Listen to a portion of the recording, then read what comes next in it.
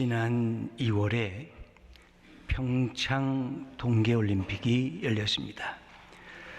대한민국이 개최한 첫 번째 동계올림픽이었습니다. 평창이라고 하는 이 두 문자 P와 C를 따서 Passion, Connected, 열정과 연결되어 있다고 하는 이 두 말을 따서 하나된 열정이라고 하는 슬로건을 내걸었습니다. 세계인들의 아주 풍성한 스포츠 잔치가 된 것을 우리가 또 보고 경험했습니다. 참가 선수들에게 있어서 마음의 소원들이 있습니다. 더 빨리, 더 높이, 더 멀리입니다.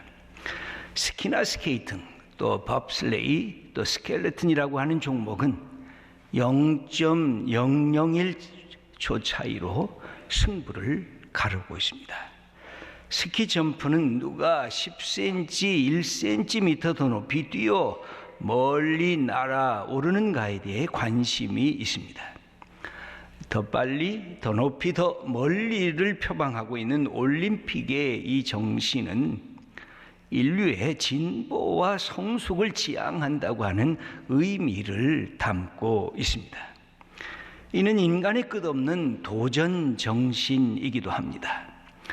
여러분, 누가 이런 태도와 마음을 문제 삼을 수가 있겠습니까? 누가 잘못 뛰었다고 지적할 수가 있겠습니까? 사회 각 분야에서도 이런 최대의 목표가 우리의 삶의 내용인 것을 우리도 고백하지 않을 수가 없습니다. 인간 사회가 발전해온 이 모든 뒷면에는 이런 최고를 향한 경쟁적인 목표가 있었던 것을 우리는 다 알고 있습니다. 그래서 세상 사람들은 이것을 성공이라고 하는 말로 대치시킵니다. 돈과 재물을 많이 벌어서 부자가 된 사람을 향해 당신 참 성공했네. 사회에서 높은 지위와 명망을 얻게 되면 당신의 삶도 성공이네. 자신의 분야에서 으뜸이 되는 전문성을 획득해도 자네는 성공한 인생이야. 정치적인 권력을 쟁취한 사람들에게도 당신은 성공했소 하고 그렇게 말을 합니다. 사람들이 부러워하는 대상이 될 때에 자기 자신도 내가 성공한 인물이구나, 그렇게 스스로 자랑스럽게 여깁니다. 그래서 누구나 성공적인 삶에 대해서 희망을 품고 있습니다. 왜 그렇습니까? 성공에는 돈과 명예와 권력이 함께 따라오기 때문에 그렇습니다. 오늘의 바벨탑은 그러면 뭘까요? 그렇다면 이런 성공이, 이런 새로운 세계에 대한 추구와 도전이 바벨탑 무너지는 것처럼 다 무의미하고 가치가 없는 것이라고 우리는 평가절하해야 하는 것일까요? 기독교 신앙이란 성공과는 관련이 없는 것일까요? 신앙인들도 사회 속에 들어가서 경쟁의 치열한 과정을 겪고 있습니다. 최고를 향한 추구를 우리도 그 목표 안에 두고 있습니다. 이걸 다 버려야 될까요? 결코 그렇지는 않을 것입니다. 철학과 신학, 예술과 문화, 기술과 과학, 문명을 만드는데 기독교는 참으로 엄청난 역할을 감당해 온 것이 사실입니다. 왜 그렇습니까? 하나님께서는 생각하시는 분이시기 때문에 그렇습니다. 하나님은 하늘과 땅을 멋지고 아름답게 창조하신 분이시기 때문에 그렇습니다. 하나님께서는 이 세상의 모든 자연 만물 속에 질서와 조화를 그렇게 만들어 주셨습니다. 하나님은 그런 점에서 보면, 인간적인 언어로 보면 하나님은 철학자십니다. 하나님은 멋진 예술가십니다. 하나님은 곧 과학자라고 우리가 말해도 틀림이 없습니다. 이사야 40장 26절을 보면 이런 하나님의 우주의 아름다움을 목격하면서 그는 이렇게 표현을 합니다. 너희는 눈을 높이 들어 누가 이 모든 것을 창조하였나 보라. 주께서는 수요대로 만상을 이끌어내시고 그들의 모든 이름을 부르시나니 그의 권세가 크고 그의 능력이 강함으로 하나도 빠짐이 없느니라. 하나님은 가장 높으신 분이시고 가장 능력이 많으신 분이시고 가장 지혜로운 분이라고 고백합니다. 당연히 하나님을 믿고 사랑하는 사람들이 높은 이상을 추구하고 강력한 것을 따라가고 지혜를 쌓기 원하는 그 모든 것들은 하나님께서 우리에게 주신 축복의 마음입니다. 그렇다고 하면 오늘 읽은 본문에서 바벨탑의 문제는 도대체 뭘까요? 왜 하나님께서 바벨탑을 쌓는 인간을 보면서 섭섭해하시고 아니 분노까지 하신 것일까요? 이유는 한 가지입니다. 인간들이 바벨탑을 쌓으면서 하나님의 대용품을 삼고자 했기 때문에 그렇습니다. 바벨탑이 어느 순간에 하나님이 되었기 때문에 그들은 우상의 자리로 나갔기 때문에 그렇습니다. 그들이 갖고 있었던 마음의 상태를 표현하는 성경 구절이 있습니다. 오늘 4절의 말씀을 우리 함께 읽어보겠습니다. 또 말하되 자 성읍과 탑을 건설하여 그 탑 꼭대기를 하늘에 닿게 하여 우리 이름을 내고 온 지면에 흩어짐을 면하자 하였더니 하나님 없이도 인간은 최고의 작품을 만들 수 있다고 여겼습니다. 아니 그 작품이 곧 하나님의 대용품으로 사용할 수 있다고 여겼습니다. 오늘의 언어로 바꾸면 어떤 뜻이 될까요? 사람들은 돈과 재물이 하나님 없이도 인생을 잘 살 수 있는 하나님 대용품이라고 여기고 있습니다. 사람들은 과학 문명의 발달, 하나님 없이도 이 인생들은 잘 살아갈 수 있다, 그렇게 대체시키고 있습니다. 인간의 심리학과 정신분석학을 연구하면서 아니 인간은 그 신앙이 아니라 심리학, 정신분석학을 연구하는 것으로 족하다고 말을 합니다. 여러분 정말 그럴까요? 사회의 복지, 경제적인 풍요만 있으면 인간은 하나님 없이도 살아도 괜찮은 존재일까요? 아닐 것입니다. 여러분 풍요와 복지, 국가로 발전되면 발전되는 그 순간 수많은 자살하는 사람들이 더 많이 나오고 있습니다. 예외가 없습니다. 선진국도 우리나라도 똑같습니다.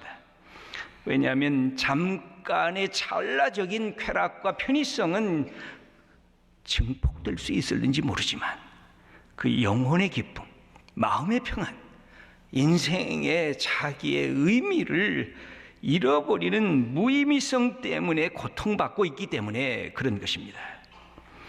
여러분 바벨탑의 목표를 다시 보십시다. 그들은 이렇게 생각했습니다. 이 탑을 쌓아서 하늘 꼭대기에 닿게 하자. 피조물인 자기 인생의 분수를 알지 못한 그런 욕망이었습니다. 우리의 이름을 전 세계에 좀 뽐내보자. 그들의 업적주의와 성공주의가 동반된 소영주의였습니다. 세상에 흩어지는 것을 모면해보자.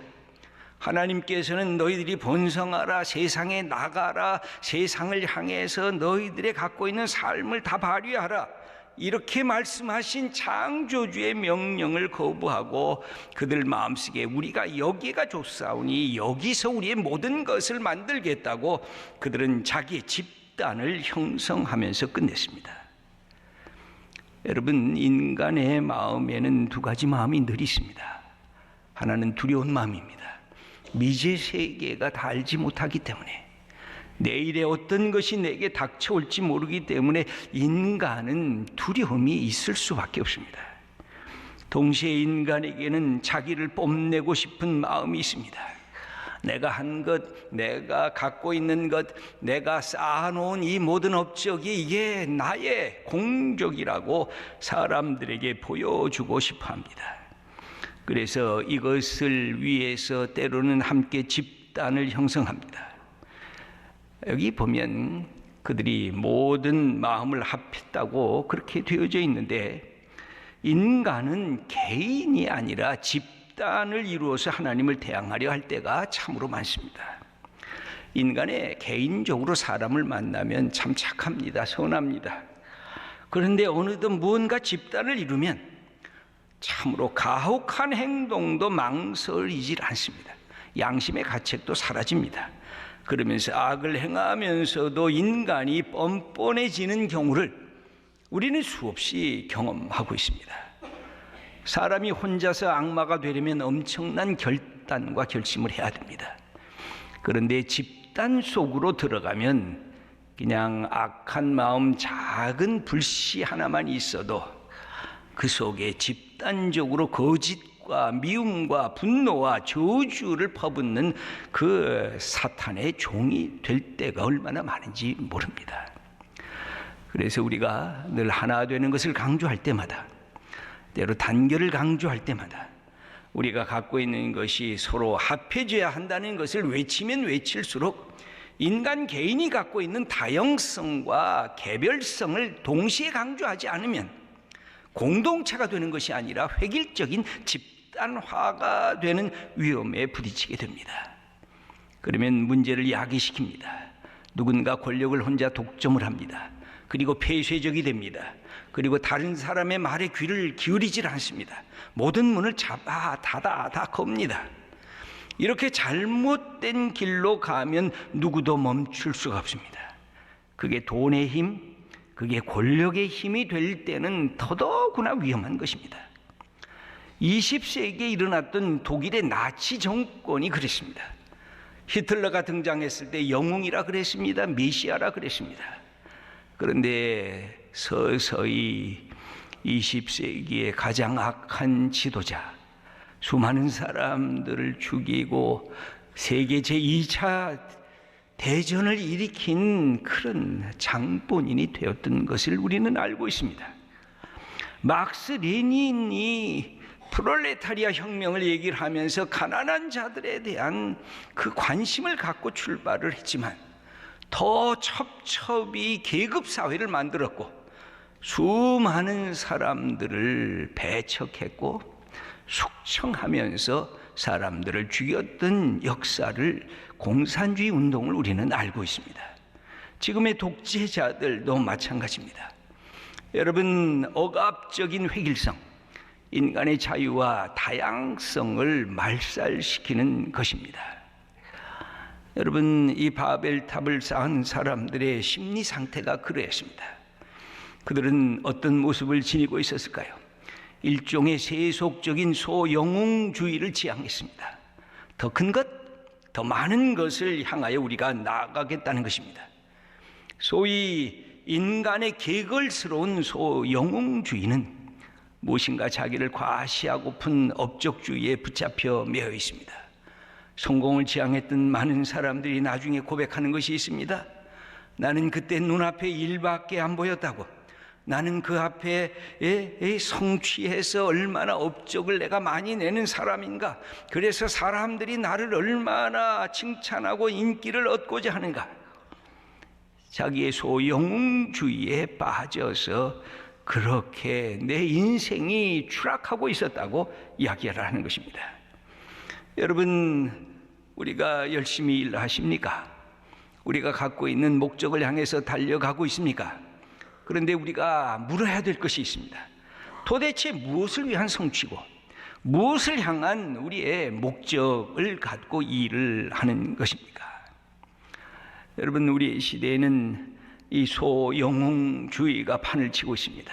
세속적인 성공주의, 업적주의, 그래서 사회 전반에서 이것이 나타나지고 있습니다. 정치도 그렇습니다. 사회와 경제와 교육과 문화의 세계들이 그렇습니다. 심지어는 종교와 교회 안에서도 이런 일들이 자꾸 나타나고 있습니다. 한국 교회가 흔들리는 이유가 어디에 있습니까? 교회가 왜 세상의 지탄을 받고 있습니까?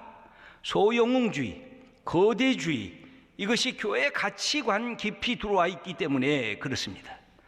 더 큰 교회를 향해서 달려가려고 합니다. 더 멋진 건물을 지어서 예배당에 모이라고 그렇게 사람들을 부추기고 있습니다. 더 많은 헌금을 자랑하는 교회가 되겠다고 그렇게 생각하고 있는데, 거기에 자기 자신을 향한 이기적인 사랑에 머물러 있습니다.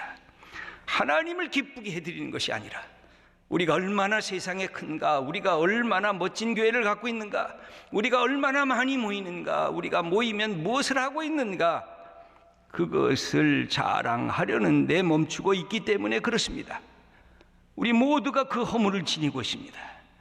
하나님이 기뻐하시는 교회가 무엇인지, 하나님께서 왜 바벨탑을 허물고 세상을 향해서 나가라고 흩어버리셨는지, 우리가 이 외향적인 모습에서만 우리의 자기 정체성을 찾으려고 하는 그 모습을 향해서 하나님이 아니라고, 너희들이 갖고 있는 축복은 세상을 향해 주어진 것이지, 너희들끼리 모여서 우리가 최고다, 우리가 잘났다, 우리가 마음껏 누리자, 우리끼리, 그건 섹트지, 그건 공동체가 아니라는 것입니다. 여러분, 기독교 정신은 뭡니까? 더 높이 날고자 하면, 더 많이 가지려고 하면 그 목표가 무엇인지를 우리가 알아야 됩니다. 여러분, 기독교는 엘리티즘에 대해서 경계를 합니다. 엘리트주의란 사람들, 그것을 가진 사람들에게 특권의식을 자꾸만 부여하고 있기 때문에 그렇습니다. 그러면 사유화를 합니다. 권력의 독점화를 갖게 됩니다. 자기를 바르게 세우지 아니하면, 그런 힘을 가진 사람들이 올라가면 올라갈수록 자기 자신을 망가뜨리고 다른 사람을 파괴시킬 뿐인 것입니다. 여러분, 이 부정적인 힘은 사람에게 미움과 분노와 분열을 야기시키기 때문에 그렇습니다. 이렇게 자기들이 올라가려고 바벨탑을 쌓았을 때 하나님이 하셨던 일은 뒤흔드는 것이었습니다. 너희들끼리 모여서 너희들끼리 자랑하고 너희들이 갖고 있는 것으로서만 너희들이 만족하고 하나님 없이도 너희들이 하늘까지 올라가려고 하는 그 모든 것을 나는 봐줄 수가 없다는 것입니다. 오늘 9절의 마지막에 하나님께서 하신 말씀이 이렇게 기록이 되어 있습니다. 읽어보겠습니다. 여호와께서 거기서 그들을 온 지면에 흩으셨더라. 여러분, 우리가 명심해야 할 것은, 하나님이 우리에게 주신 것은 이 땅에 살아있는 동안 주신 선물입니다. 이것을 세상을 향해 담대히 나가서 함께 나누라는 것입니다. 이기적이고 비겁한 정치가가 나라의 지도자가 되면 나라를 말아먹을 수가 있습니다. 욕심을 채우는 경제인이 기업가가 되면 부정과 부패를 이 땅에 만연시키게 됩니다. 여러분, 나라도 마찬가지입니다. 군사, 경제 대국이 세계를 함부로 지배하고 휘두르려고 하면 더 많은 테러, 전쟁의 역사가 일어나고 세계를 공포로 내몰아가는 것입니다.